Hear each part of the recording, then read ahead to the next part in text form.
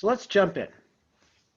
Got our first step, glycolysis. Again, where does it occur? Okay. In the cytoplasm of the cell, outside the mitochondria. Now, there are a number of various different steps here. And if I just, okay. And if I go here real quick, I'm not asking you to talk about glucose being converted to glyceraldehyde 3-phosphate or bisphosphoglycerate, 3-phosphoglycerate, PEP, ultimately forming pyruvate. I'm not asking all of these individual steps. You can see some of this looks vaguely familiar from when we were talking about photosynthesis and what we were yielding with that fixation of the carbon dioxide. Right? So we see some of the same parts and pieces here that we just saw with photosynthesis. So there's a lot of symmetry here when it comes to photosynthesis and cellular respiration. But ultimately, I want you to know what enters, okay? I want you to know what we are yielding, what we are getting out of this thing. I'm not necessarily concerned with you being able to tell me all the various different steps in this. That's biochemistry, okay? That's biochem. I don't really care about that with you guys, all right? I want you to know ultimately, as you can kind of see here, what's going in and what are we getting out of this thing, okay? So there is a series of 10 reactions. Again, that's just there to impress upon you that there's always a lot of stuff when it comes to biology. And so we're trying to keep it really simple for us, all right? We have a basic energy investment step and an energy harvesting step, all right? Just like in life, you need to invest a little money to make a little bit of money. And we see that here with glycolysis, all right? In order to get ATP to be easily, or I'm sorry, to get glucose to be easily manipulated to yield ATP, I have to put a little effort into it. I have to add some stuff to it, which makes it easier to split up and manipulate so I can get ATP and NADH and stuff out of it.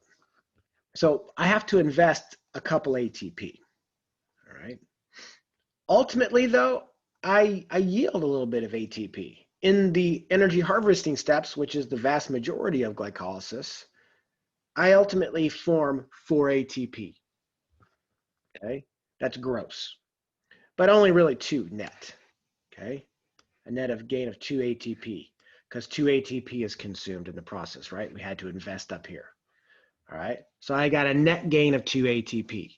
Now, if you tell me that you are yielding 4 units of ATP in glycolysis, that's fine, but that would be the gross amount, okay? Not the net amount. I know it's semantics, but it is those little bitty things that ding people. It's the little bitty things that I like to ask, and it's those little bitty pieces like that that I love to ask, because that's how I know that you're looking at all the material, at least the notes anyway, okay? So 4 ATP are ultimately produced, but we only have a net gain of 2. Why? Because I had to invest 2 ATP at the very beginning to get this whole process to start. I am also creating a couple NADH. Okay. So glucose is entered. All right, where does this occur? Cytoplasm of the cell. What is entered? Glucose. Okay.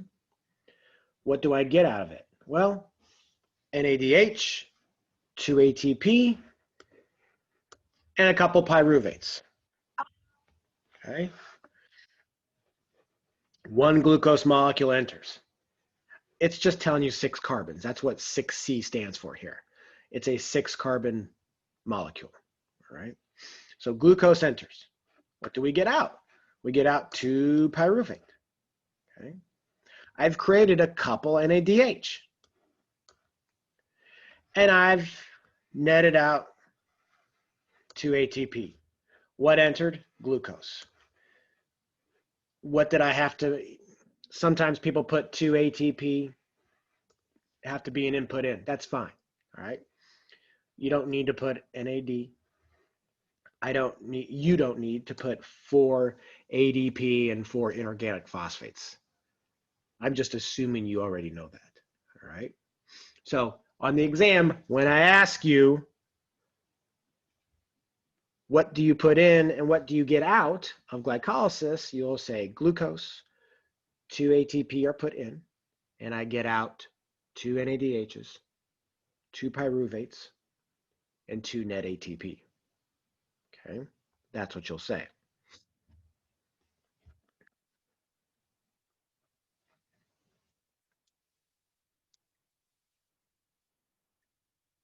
Oh, now I won't do it.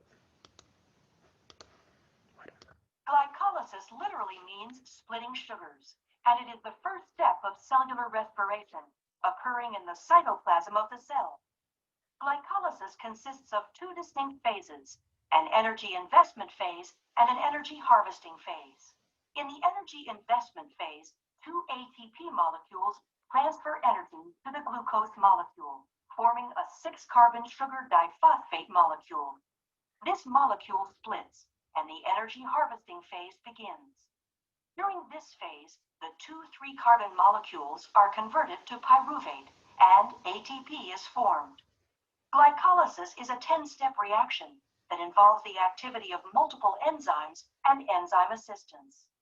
In the process, a net of 2 molecules of ATP, 2 molecules of pyruvate, and 2 high-energy electron-carrying molecules of NADH are produced. I don't know if it's going to say, but while I have it all right here, the cell is going to use this. Okay. The cell is going to use that. We're inside of a muscle. Okay. We're inside of a muscle fiber, let's say. All right. So as that muscle fiber is sitting there and contracting, it's going to utilize those 2 molecules of ATP. So we're going to use those. Pyruvate, where is it going to go? It's going to go into the next step, the transition reaction, okay, or the preparatory reaction.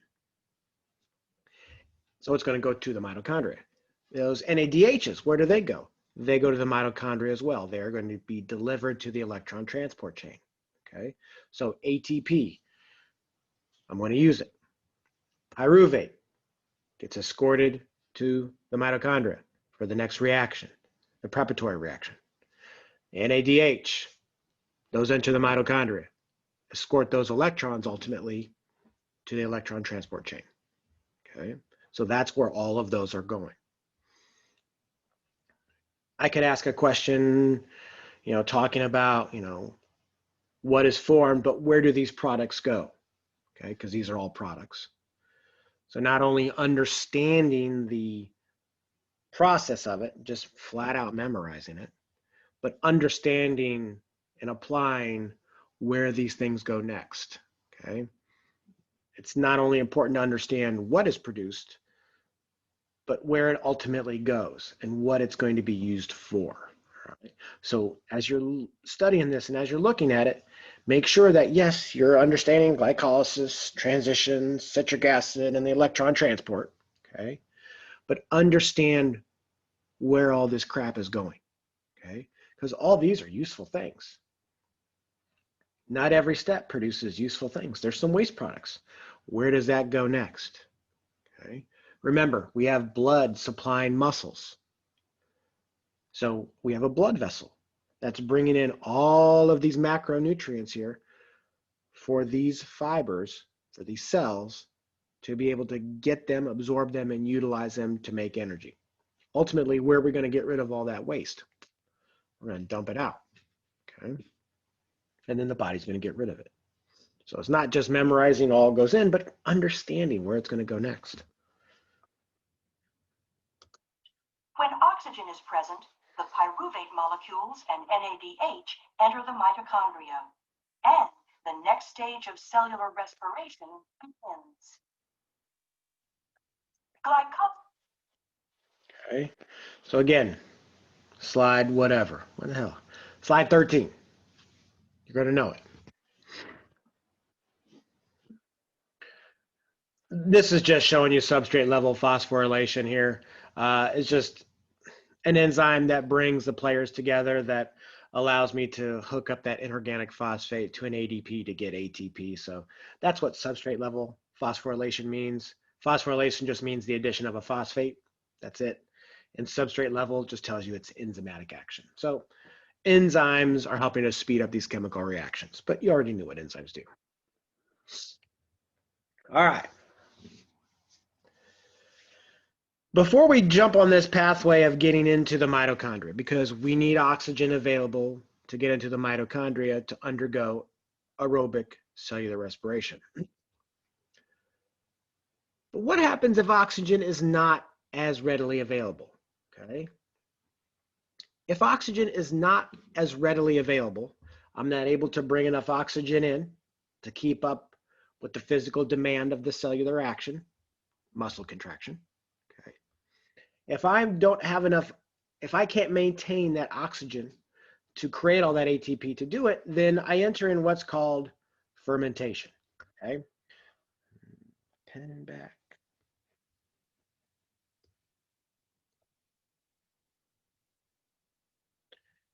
We enter in this thing called fermentation. Okay.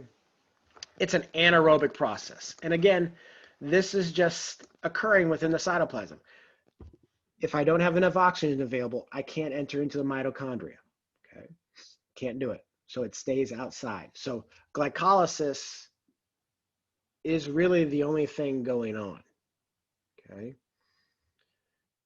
If it is truly anaerobic, I get an accumulation of what's called lactic acid. And I'm sure you've all heard of that. Okay. There you go. Lactate. Now, depending upon who you are, if you're us, we're going to utilize lactic acid or lactate. Okay. And we are going to have to pump it out of the cell, pump it to the liver. Liver's got to convert that back to glucose. Then I can ship it back to the cell, the muscle. And now I can use glucose to enter into glycolysis again. That sounds like a lot of work, and it is. That's why you can't undergo an anaerobic state for an extended period of time. 2 minutes is about as max as you can go at as hard as possible exertion. Okay. So that's what we're going to talk about here. Okay. Because I want to talk about fermentation real quick before we dive into the cell, or before we get enough oxygen and dive into the mitochondria. All right. If oxygen is available, you can see that last bullet there. Pyruvate enters into mitochondria, yada, yada, yada. We got aerobic respiration, and we'll see that here in a second. All right. But let's play with this notion that we don't have enough oxygen available. That's fermentation. Okay.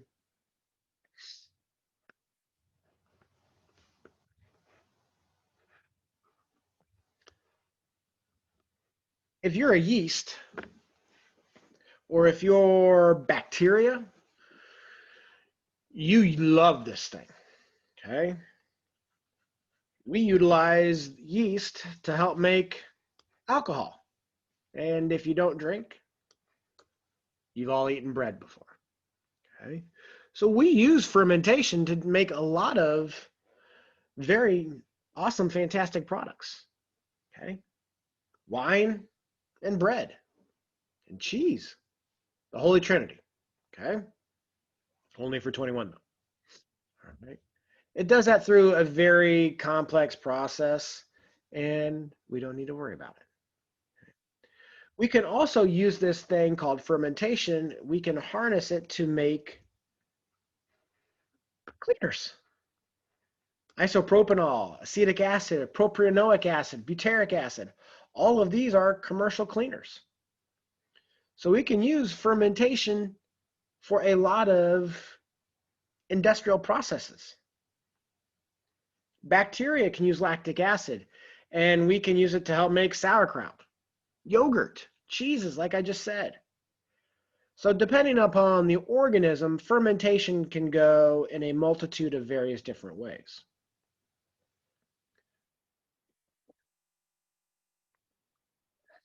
Okay. Here you can see glucose go through the same glycolysis pathway. All right. But here we get this accumulation of pyruvate, and it can't go anywhere. And the cell's like, dude, you can't hang out here. We can't have you hanging around here.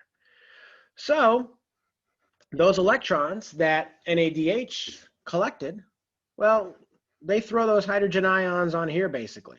And that's what helps us to either make an alcohol, which can be utilized by various different creatures, or it becomes lactic acid, which can be utilized by different types of creatures, all right? And then it can make energy ultimately for these different bacteria, yeast, okay? Man-made industrial processes, all right? The great thing about fermentation, you're like, why the hell? Well, you need it to give you a quick burst of ATP, okay? It gives you 2 ATP, okay? Glycolysis, how much ATP did we get out of it? 2 net ATP. What happens if we don't have enough oxygen available? What net gain of ATP do we get? 2. That's only 2% efficient. This is why you can only go for a very short period of time, because we get a buildup of lactic acid within the muscle. It changes the pH. It's acid, so it's acidic. It's ultimately going to change the pH of the muscle, of the cell. We have discovered, because then you see, oh, okay, so if I get this buildup of lactic acid, that's what makes the cell not function properly. That's not necessarily the case. The more you get into this anaerobic state, and it's just like anything else, the more your body does something, it gets used to doing, like writing your name or riding a bike or walking. The more you do it, the easier it is for you to do. Same thing here when it comes to fermentation. They've discovered that actually getting into this anaerobic state can be very, very helpful for muscular adaptation. And about maybe 10 years ago, we thought that it was basically, this lactic acid was the devil, and it caused cellular breakdown, and it's why, you know, muscle cells can't be very good in an anaerobic state for an extended time, because you're destroying the functionality of the tissues within it. And it all makes logical sense. If I make something, if I change the pH of a cell, then it's not going to function, right? Because everything has that homeostasis that it does best within. But they've discovered actually, if you get into that anaerobic state, it makes the muscles actually more efficient at utilizing the oxygen that it does get. So over time, you're able to go a little bit longer and a little bit longer. And you see this with high-level athletes, okay?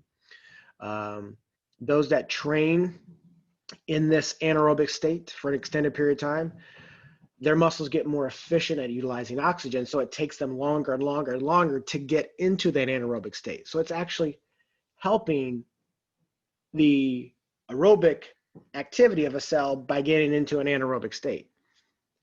It's fascinating. It's so interesting, okay?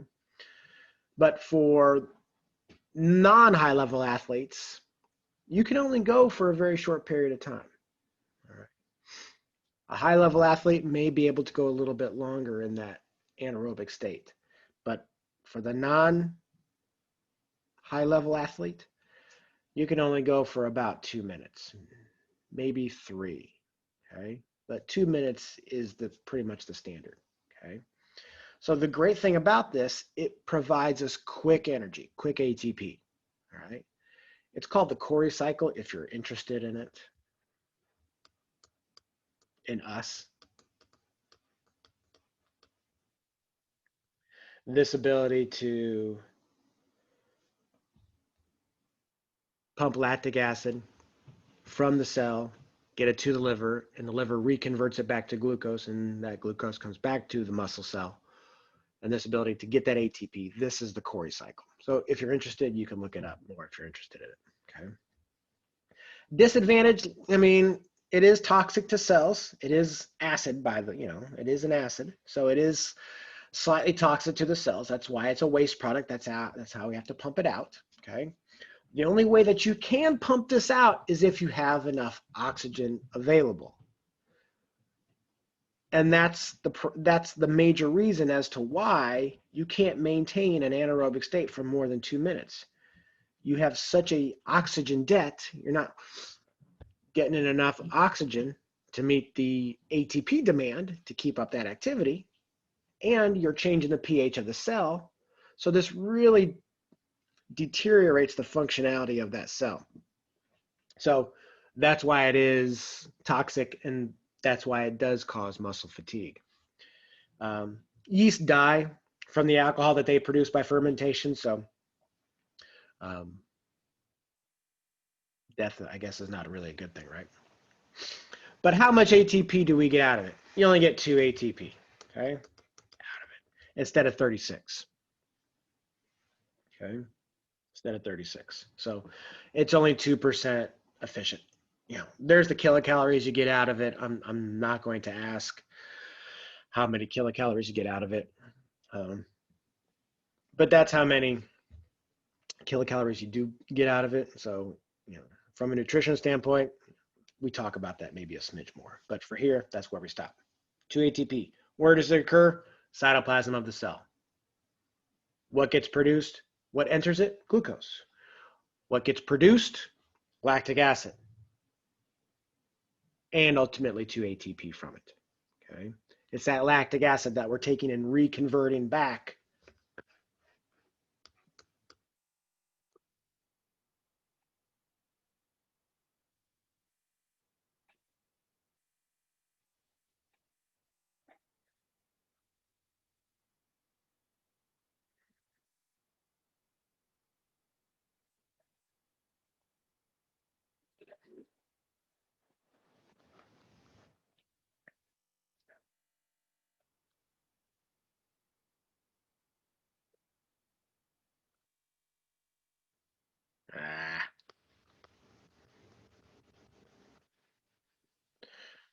re-enter.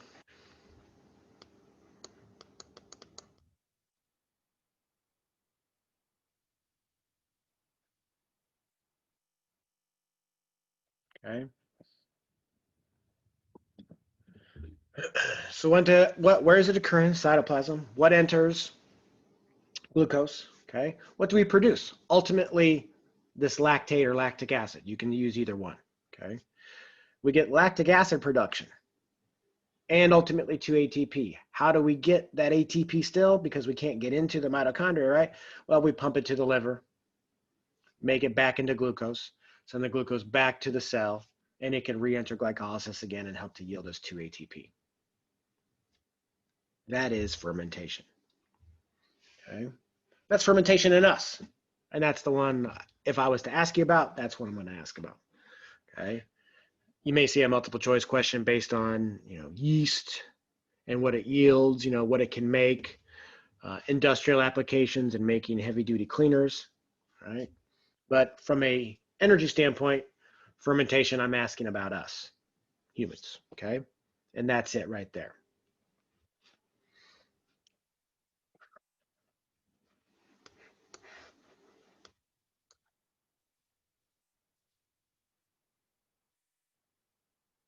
Cytoplasm of the cell. Okay. So that's fermentation in a nutshell. Let's move on. We have enough oxygen. Okay. You're outside walking. Okay. You're able to get enough oxygen in, and you're able to fund this ability to walk for a half hour or an hour, let's say. Okay. Let's go for the gusto. So you're able to make enough energy to get all these muscles to contract, okay, and not tire. So that means we're getting enough oxygen in. We're making enough ATP to fund all that activity. So what does that mean? That means we're in aerobic state. That means we're getting the mitochondria involved in here.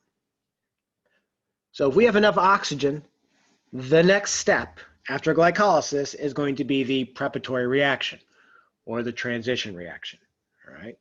This is when pyruvate gets escorted into the mitochondria. Pyruvate gets converted to this acetyl group. What do we get out of pyruvate when it enters into this thing? We form what's called acetyl-CoA. Okay, acetyl-CoA. What else do we get? We get NADH. And that's it from a usable standpoint. Okay. We also get carbon dioxide release. So here's our first waste product. Okay. It's transported out, picked up by the blood.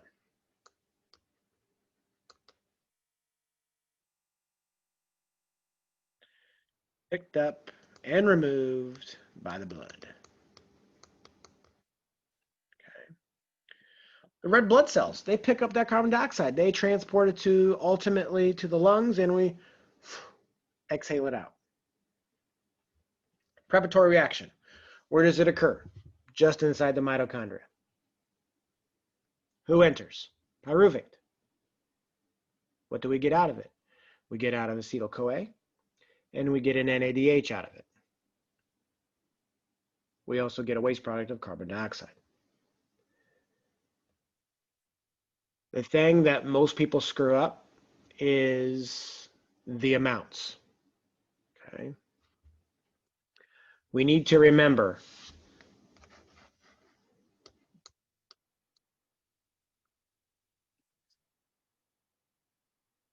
glucose gets broken down into 2 pyruvate molecules. Okay. So this prep reaction is going to happen twice for every glucose molecule. Okay. So we're going to get 2 acetyl-CoAs and 2 carbon dioxides, 2 NADHs. All right. If I was to say the most common mistake on the exam is those numbers, and forgetting that 1 glucose molecule has yielded us 2 pyruvates. So ultimately, everything's going to happen twice. Okay. One of the biggest eater-uppers of points on this exam is just those numbers. Okay. Where does it occur? Inside the mitochondria. Who enters? Pyruvate. What do we get out of it?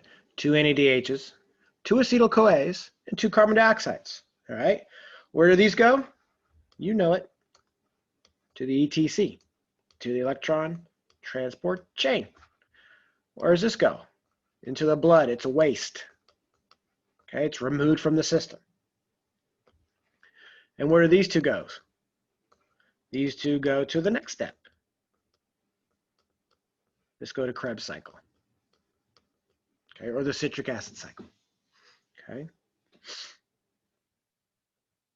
Glucose to pyruvate, ultimately. Pyruvate to acetyl-CoA. Acetyl-CoA is going to be the first thing that enters into the Krebs cycle.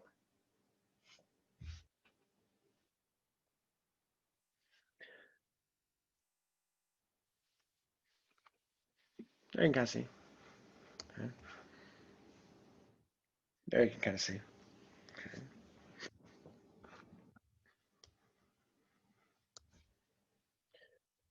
So we have the Krebs cycle, and I keep saying it Krebs. Okay, that's just how it was taught really back in the dark ages when I went to school. You can call it the citric acid cycle. You can even call it the tricarboxylic acid cycle if you got a wild hair up your butt. Okay. But either one of those 2, citric acid or Krebs cycle, I'll be happy. Okay. They get interchanged a lot. It just depends on the textbook and the author. All right. So be able to understand either name there. Where does this occur? In the matrix. What is the matrix? It is the cytoplasm of the mitochondria. Cytoplasm of the mitochondria.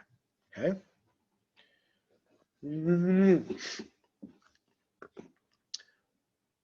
Acetyl-CoA enters into the citric acid cycle as one of the first chemical reactions.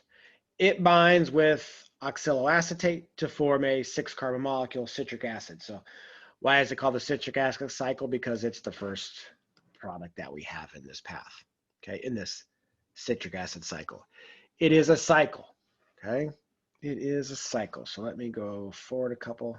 It is a cycle. So here you can see acetyl-CoA comes in, binds with oxaloacetate to form citric acid. Okay. So it's the first thing that's formed in the pathway. And you can kind of see it just goes through various chemical reactions here. Excuse me. Various chemical reactions here. And it, changes alpha-ketoglutarate, succinate, fumarate, oxaloacetate, isocitrate before alpha-ketoglutarate there. So there's a number of steps in this pathway here. Again, it's like glycolysis. If you were in biochem, we go over each individual step. Here, I'm just looking at a big picture with you guys. Okay, where does this occur? In the matrix of the mitochondria. What enters? Acetyl-CoA enters, combines with oxaloacetate to form citric acid. Okay, that's kind of the first major step here. Then it just goes through a number of different chemical reactions here. And in the process, what are we producing? NADH, NADH, FADH2, and ATP. Okay. All with that one little molecule of acetyl-CoA entering. Remember, it's twice. Okay, it is twice.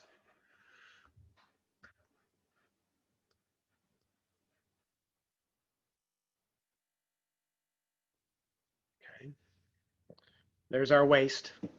Okay, the square is the waste and the circle is all the good stuff. Okay.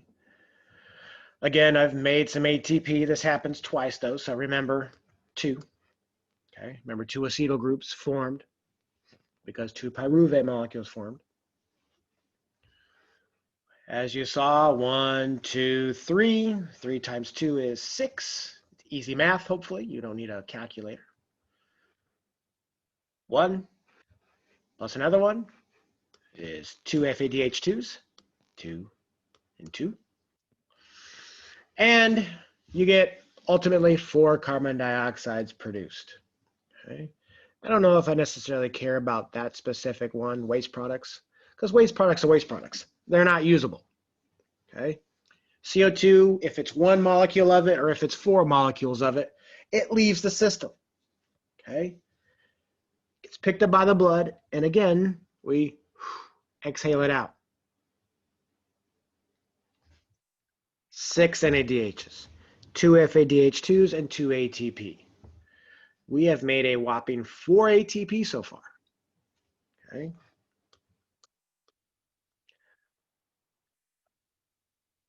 Again, these guys go to the electron transport chain. This guy goes to the blood, just like it did before. It's a waste product. Okay.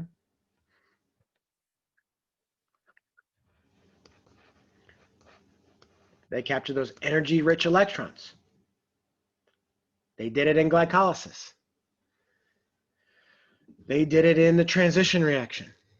And they do it here as well.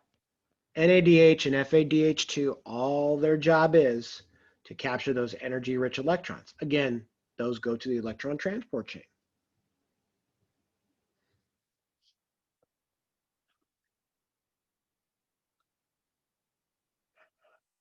What goes in? Acetyl. What comes out? 6 NADHs, 2 FADH2s, and 2 net ATP. So far I only have 4 ATP molecules. That is not a whole hell of a lot of ATP. Okay. That is not a whole hell of a lot. So obviously all of these NADHs and FADH2s that we've generated and formed and sent to the electron transport chain, that's going to be the big yielder of energy. Just like we saw with photosynthesis, okay, with those light-dependent reactions. It's going to be the basic same setup here. We're in the folds of the mitochondria, those cristae, and we are going to pump those little electrons through those different electron carriers, and we are going to suck them dry, just like we saw with the cyclic and the non-cyclic pathway for those light-dependent reactions. Okay, so there's a lot of symmetry here between these two.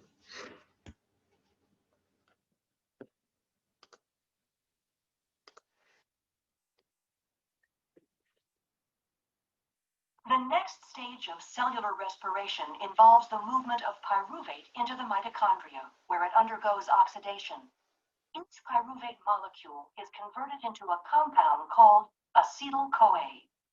In the process of pyruvate oxidation, electrons are transferred to NAD, producing NADH, and a carbon is lost, forming carbon dioxide. The next stage is the citric acid cycle, also called the Krebs cycle. Here, acetyl-CoA will bind with a starting compound called oxaloacetate, and through a series of enzymatic redox reactions, all carbons, hydrogens, and oxygens in pyruvate ultimately end up as carbon dioxide and water. The pathway is called a cycle because oxaloacetate is the starting and ending compound of the pathway. For every glucose that enters glycolysis, the cycle completes twice, once for each molecule of pyruvate that entered the mitochondria. During pyruvate oxidation and the citric acid cycle, a net of 8 NADH, 2 FADH2, 2 ATP, and 6 CO2 are produced for each group. Oh, I don't want to deny you here. There you go. I want to get those last words in. I didn't want to deny you guys. All right. So now I have brought all of these electrons to the party.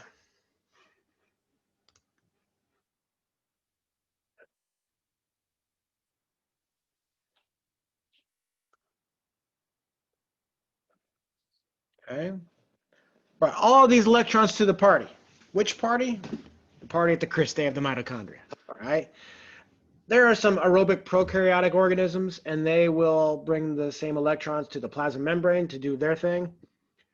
I'm more concerned with us. Okay. So I'm not going to ask you about aerobic prokaryotes. I just don't care about them. I'm more concerned with us, eukaryotic organisms. Okay. So that's the one that I would like you to know. And again, just like we saw with those light-dependent reactions, those electrons will get passed from one carrier to the next. And as they get passed from one carrier to the next, they're going to help establish an electron gradient, where I can pump them across, and I can pump hydrogen ions across, and then I can remove the hydrogen ions through a specific ATP synthase molecule, just like we saw with photosynthesis. And just like in photosynthesis, we yielded ATP through that chemiosmosis, and we do the same thing here. It's exactly the same, except I'm taking the word photosystem out. Okay. Proteins are those electron carriers. There's cytochromes, there's various different names. I'm not going to ask you all the individual electron carrier names. I'm just not going to do that. Okay. What did we utilize in photosynthesis? Well, we utilized water.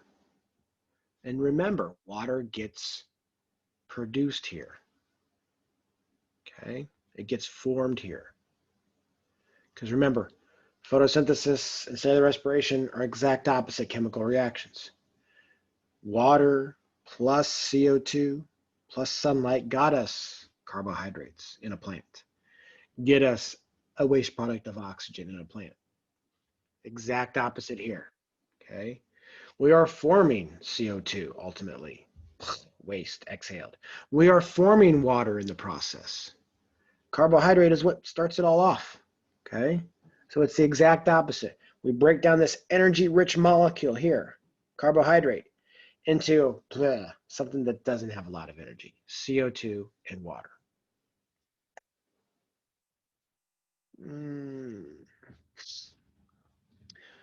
As soon as NADH delivers the electrons, it breaks that little hydrogen ion off, and NAD and FAD, they head back out into the matrix.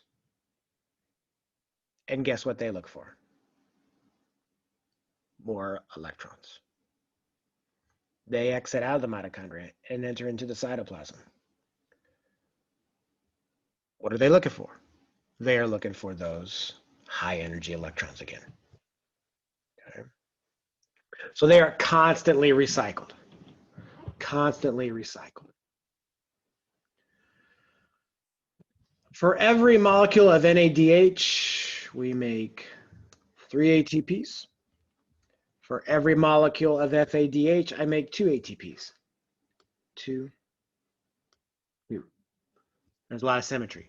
Make 2 FADH2s in Krebs. I get 2 ATP per FADH2 molecule. Okay, so this 2 here, you can apply it in a bunch of different ways to help remember.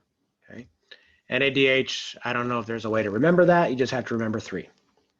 Okay, and we just constantly recycle these things.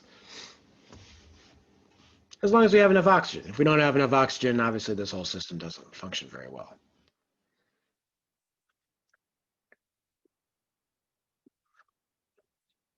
I'll go back to those words. Okay. But here, this looks pretty dang similar here to photosynthesis. Okay. If we just put blinders on to the top words up there. Okay. This could be photosystem 1. These are electron carriers, photosystem 2, last little electron carrier, and then ultimately it stopped. Well, here it's the same thing. Okay. All of those NADHs and FADH2s will drop those electrons here. And it gets passed from one to the next. And as you can see, we help to create a concentration gradient.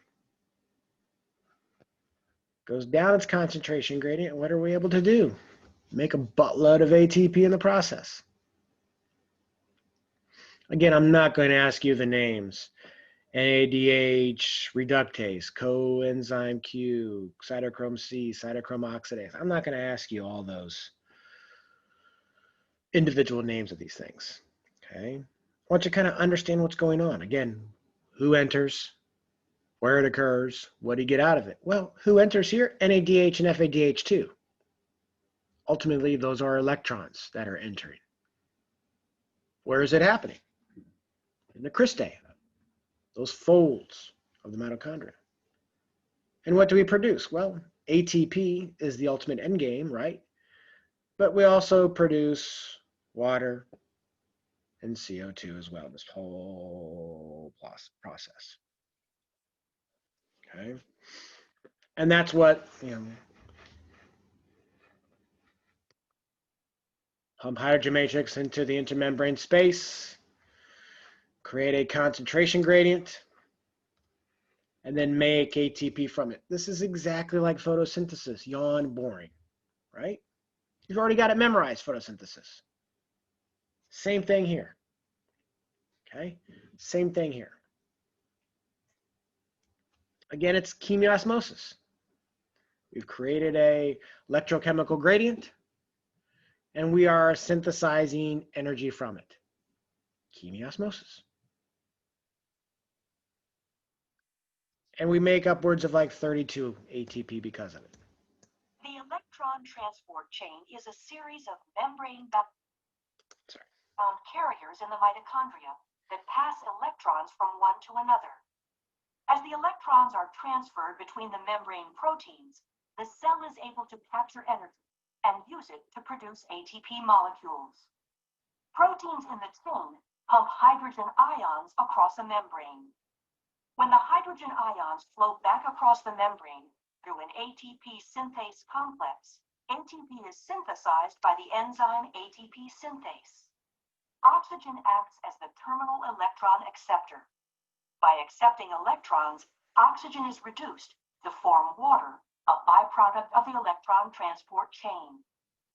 All the high-energy electron carriers from the previous stages of cellular respiration bring their electrons into the chain. From this, the bulk of ATP from the entirety of cellular respiration is produced, a net of 32 to 36 ATP. And you can kind of see here, and I'm not going to ask it, but you can see here NADH drops their electrons off at the first carrier. you can see FADH2 kind of drops it off here. Okay. There's just a few less electrons that get pumped across. Or I'm sorry, hydrogen ions that get pumped across. So that's why NADH yields us 3 ATP and FADH2 gets us 2 ATP. It's just pumping across just a couple less hydrogen ions, so it doesn't yield us as much energy. So that would be why.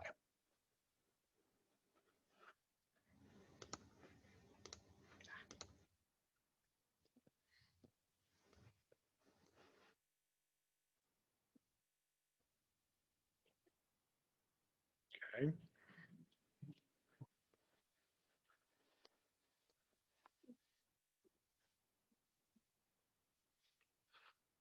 So you can see this, here's our yield of glucose here per each step. The only step that didn't yield us any energy was the transition reaction, okay?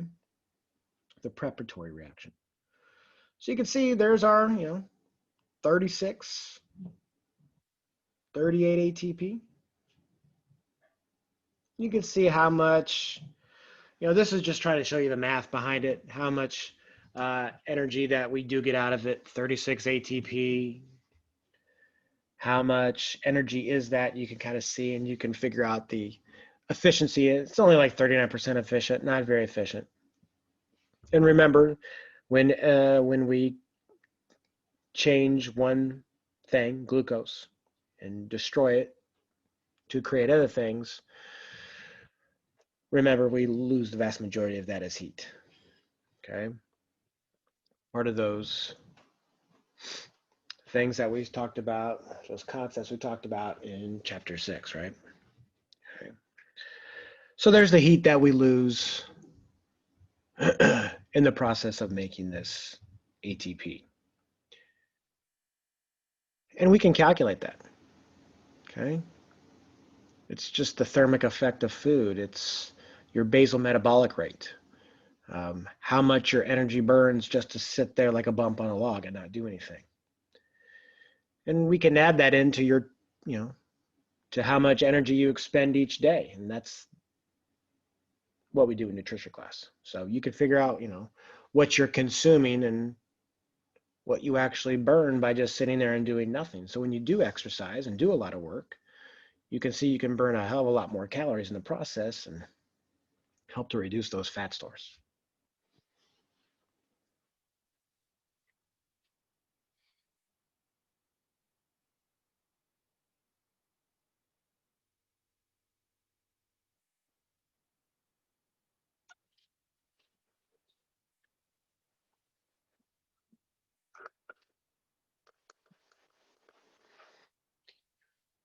If we tie this into the human body, and that's what they attempt to do here, we looked at this through the eyes of a carbohydrate, right? Glucose. Glucose is a carbohydrate.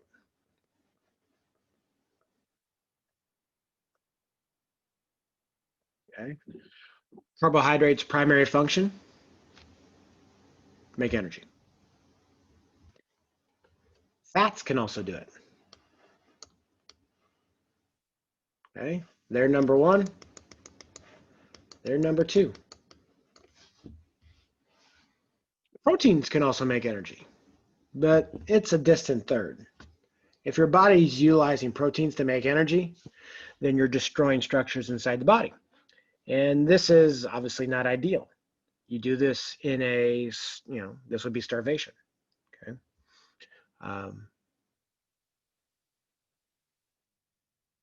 It can be self-induced.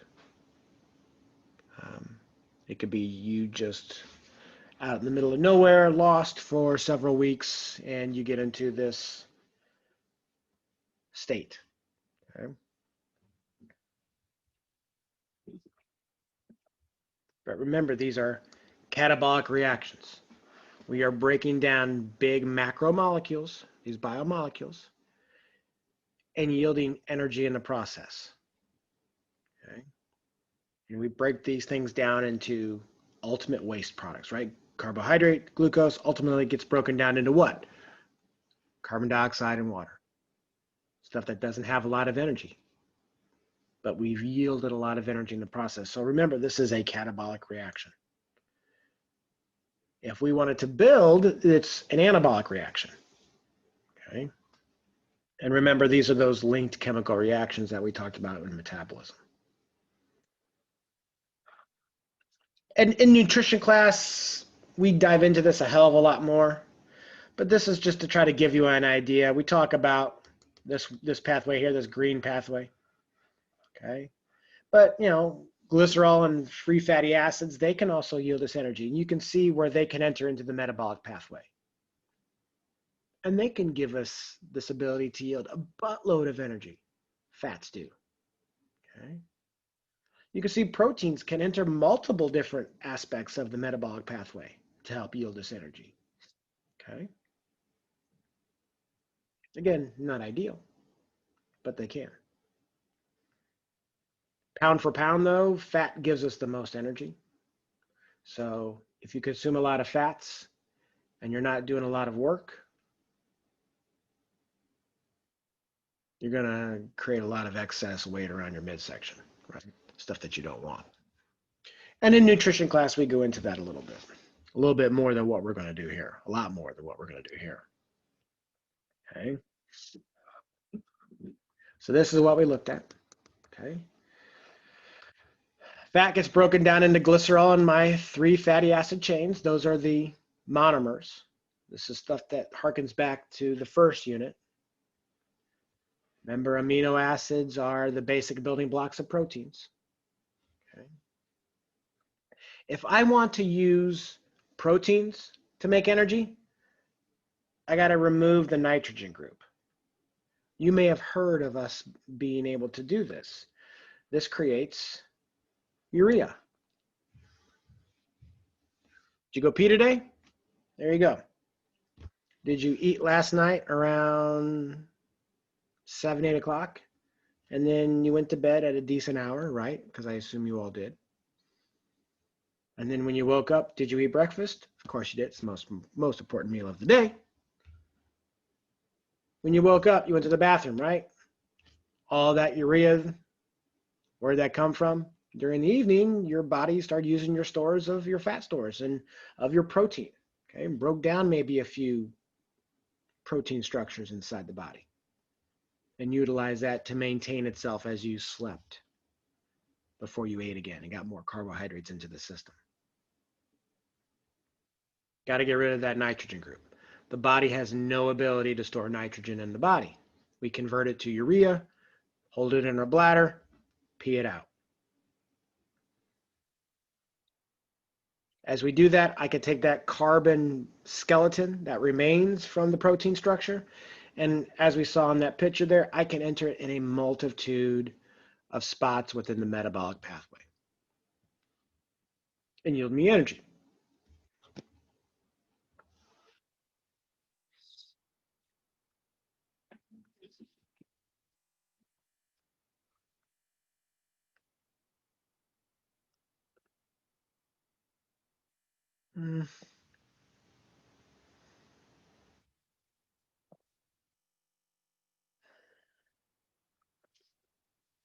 Sorry.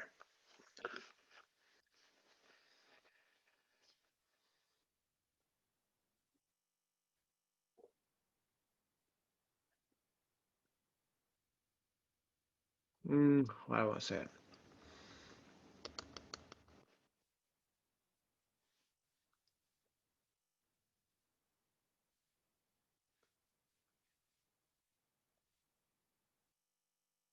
Okay. If it's proteins or fats, I am breaking these things down and I am yielding energy. Okay. So that was catabolic, right? Take something big, break it down into its component parts, releasing energy in the same vein. So I can take these things and I can break them apart and in the process yield energy. But then I can use these different things that I've broken down carbohydrates into, broken down fats into glycerol and free fatty acid. Okay. In the process, I've yielded energy. now I can utilize those things to create things. So it can be catabolic and anabolic in the same regard. So I can make intermediates within the metabolic pathway. So if I take this fat and this big thing, and I break it up into a bunch of smaller stuff, that's catabolic, releasing energy and getting us into our basic component parts. But now I can take these basic component parts and I can make stuff. That glycerol can go and make glucose. Those fatty acids can go in a multitude of various different ways and make things, right? So not only are these catabolic in nature, but these macros can ultimately be helping to form things within the metabolic pathway, so they can be anabolic as well. Okay? And that's all I'm trying to say here, all right? That's all I'm trying to say here.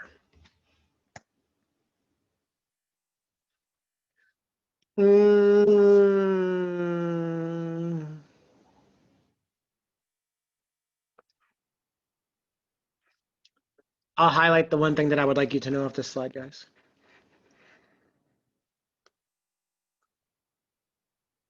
Nine amino acids cannot be made by us. These are our essential amino acids. Okay, our bodies can actually make 11 of them, so they're referred to as non-essential.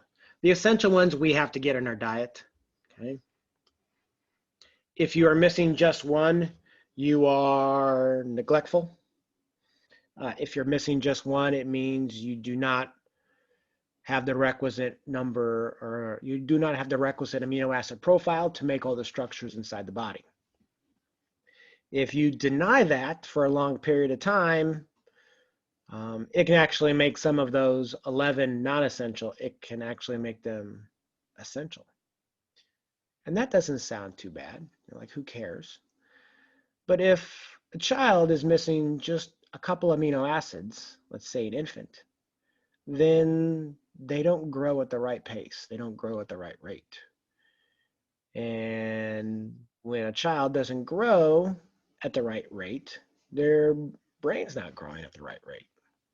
So they don't reach these hallmark things that happen, sitting up, being able to hold up their head, being able to coordinate this little action right here, this pincer grasp, right?